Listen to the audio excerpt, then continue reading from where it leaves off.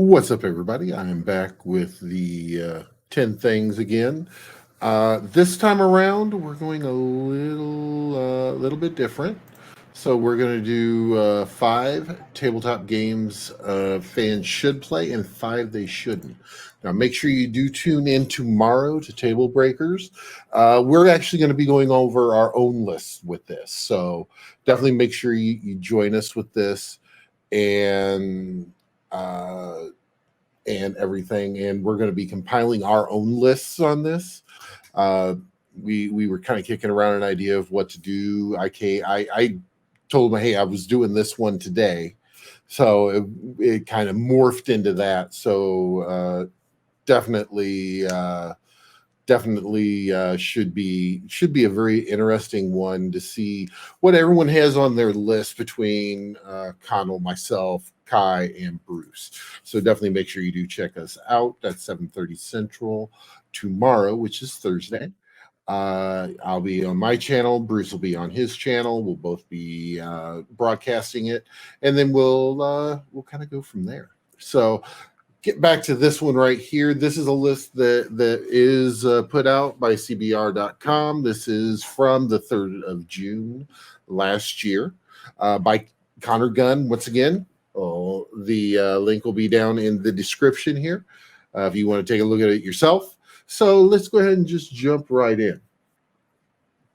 One, Pathfinder. This is true. Pathfinder is a very easy switch in from D&D. I myself I recommend going on the first edition as opposed to the second edition. The second edition, I'm still not a huge fan of. I'm not. I can't pinpoint why, but I'm not a huge fan of it.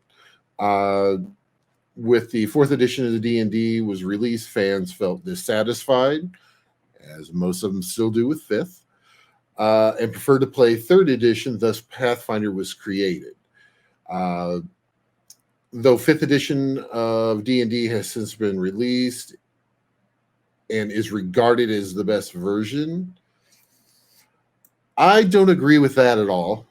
I'm not a fan. I've played fifth. I am not a fan of D&D being tacked onto that for new players. Many fans will still gravitate to the rule set of 3E. This is true. And thus, Pathfinder continues to succeed with the release of its second edition revised rules. Like I said, go for Pathfinder 1E.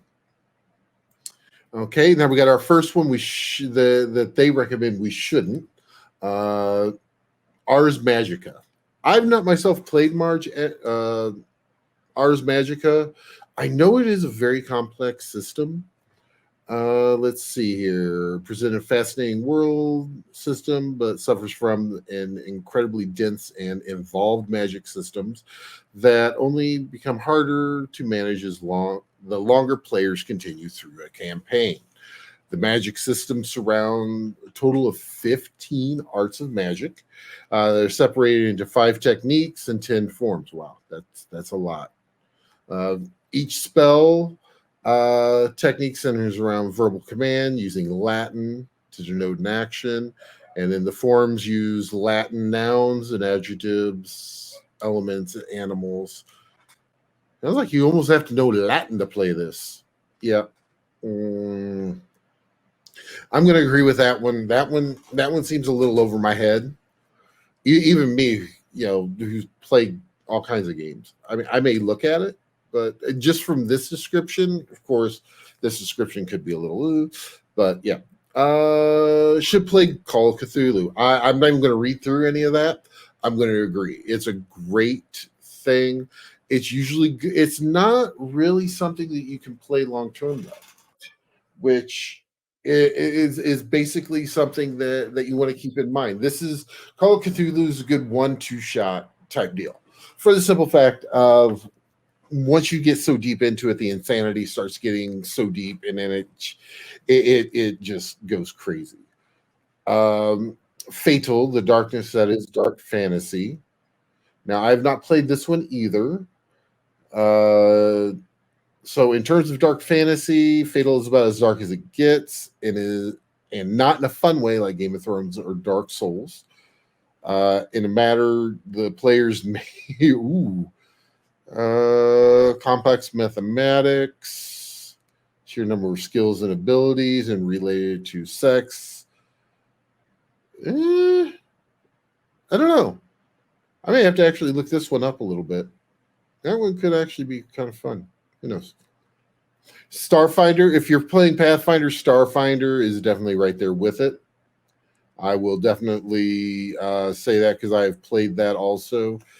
It's slightly different. It is, you're in space, so there's slight higher power curve, but it is still good. And the ship to ship combat is actually kind of decent. It can get a little clunky, but overall. Oh, should not play GURPS. See, here's our first disagreement. GURPS, whether fantasy or science fiction. See, I definitely disagree with that because GURPS is such a system where you can kind of go back and forth. You can, and I know that a lot of people they're saying, oh, it's too complex until they become more seasoned. Okay, the thing is any game is going to be complex until you become seasoned in it. That's just how rule sets go. So I'm going to definitely disagree with this one. Should play Shadowrun. I agree. I know I played second and third edition. Those were actually pretty decent. Phoenix Command. I've not heard of this one. So we'll just kind of take a look at it.